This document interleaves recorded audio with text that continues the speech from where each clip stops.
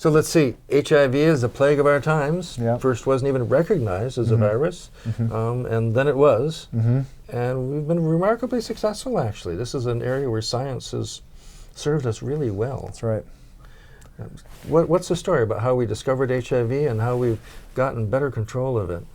Yeah, so HIV, began to be appreciated in the 1980s and was identified as a retrovirus in an enormous... What's a retrovirus? Yeah, retrovirus is a type of virus that's been known about for almost 100 years. So retroviruses were originally identified in chickens as the cause of tumors in chickens. So one of the original viruses that people studied that was known about is called Rous sarcoma virus, which is named after a scientist. So it causes cancer. It causes a sarcoma in chickens. It's a type of tumor in chickens. And in fact, the study, there's a rich history of studying Rous sarcoma virus that dates back to the 1910s and has led to, believe it or not, the awarding of 3 Nobel Prizes in medicine just for the study of this sort of exotic animal virus. And as somebody who studies exotic animal viruses, I think this is a classic example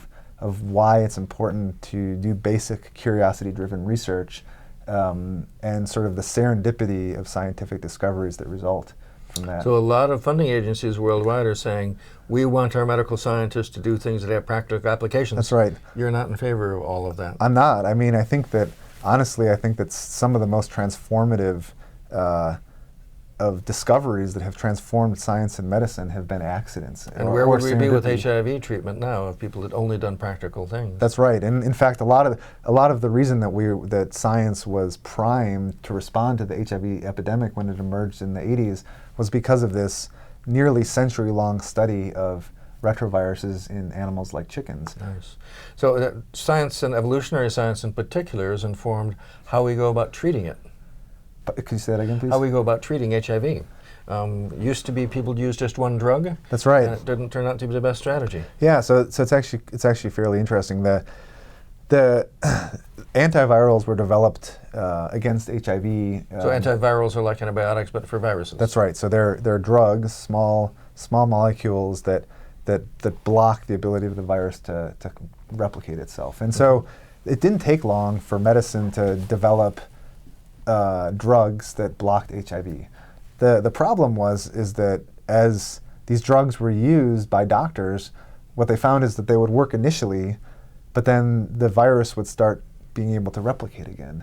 And the reason is because viruses like HIV have the ability to adapt. They have more mutations than most viruses, That's right? They have. Is that a generalization for retroviruses? It's a generalization for most viruses. So most viruses have a much higher mutation rate than cells.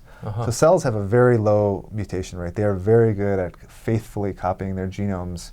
When one cell divides into 2 cells, almost always those cells are very nearly identical genetically to the parental cell. In contrast, viruses, for a virus like HIV, almost every time it makes a copy of its genome, that genome has a mutation relative to the parent.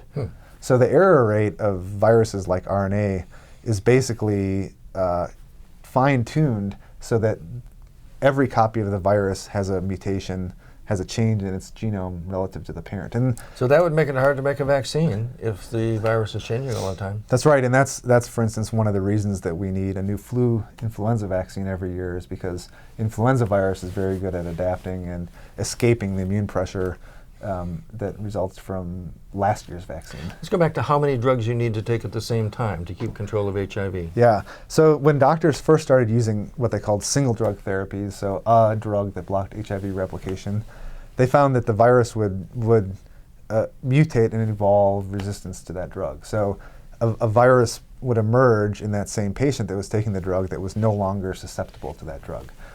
This was a big problem because obviously the drugs they were using were working for a short time but not working in the long term. So what doctors and scientists realized they needed to do was use more than one drug at a time.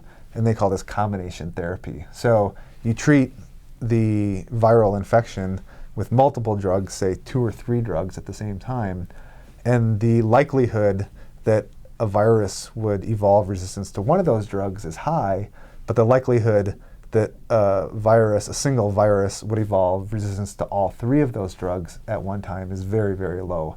And so this combination therapy has proven to be very effective. We do the same thing in cancer therapy now too. That's right. Not just one drug, but automatically using several for the same reason, I presume. That's right, and it is the same reason. It's exactly the same reason.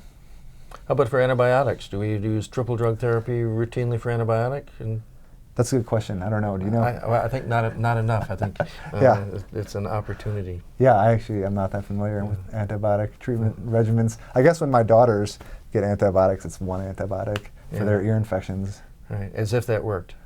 We'll go on in a minute.